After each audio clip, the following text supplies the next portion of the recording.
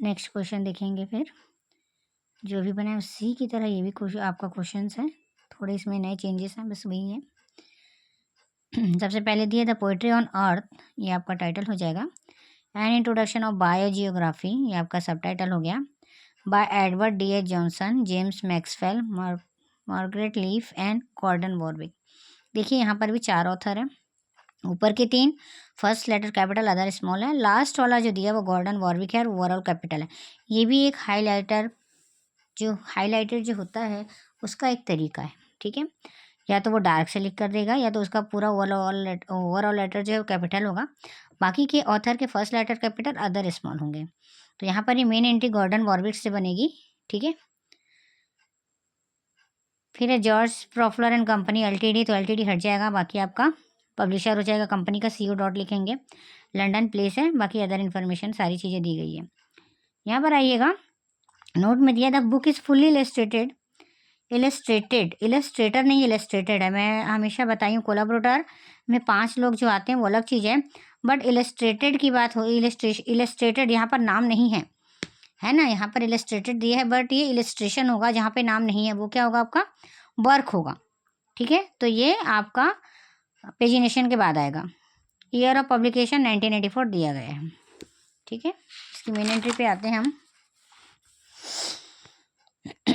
Main entry दी गई है, call number, book number है, ऑथर का सरनेम फोरनेम है। अच्छा, अब यहाँ पे हम आ गए अपने टाइटल पे और कोलन करके सब टाइटल। मेन एंट्री ऑथर से बन रही इसलिए हैंगिंग यूज़ होगा, टाइटल से बनती तब हैंगिंग यूज़ नहीं होता, ठीक है।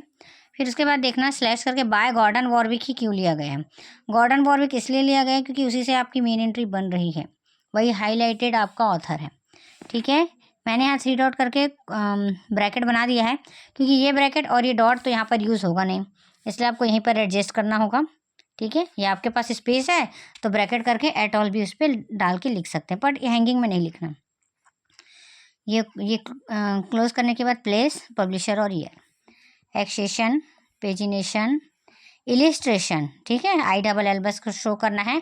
इलिस्ट्रेटेड बाय और किसी का नाम होता तो वो कोलाबोरेटर में जाता, ठीक है। उससे भी क्वेश्चन आगे पढ़ेंगे। कोलन करके इलिस्ट्रेशन के लिए ILL बस लिखना है आपको, ये ILL करके दिया हुआ है, फुल स्टॉप डॉट कर लेना है यहाँ पे, फिर semicolon size. The poetry on earth, इससे आपका टाइटल क्लियर नहीं हो रहा है तो कभी क्या होगा, हमको अपने सब टाइटल से भी सब्जेक्ट मिल जाता है, तो बायोजियोग्राफी आपका सब्जेक्ट बन जाएगा। वॉरविक, गॉर्डन, ETC, क्योंकि एटॉल ऊपर लिया तो ETC उसी का ही बनाना पड़ेगा हमको, ठीक है। और नेक्स्ट आपकी टाइटल एंट्री। फिर हम आ गए हैं जॉइंट ऑथर में, सेम जो दिया गया नीचे उसी को ही लेके चलना है आपको, ठीक है।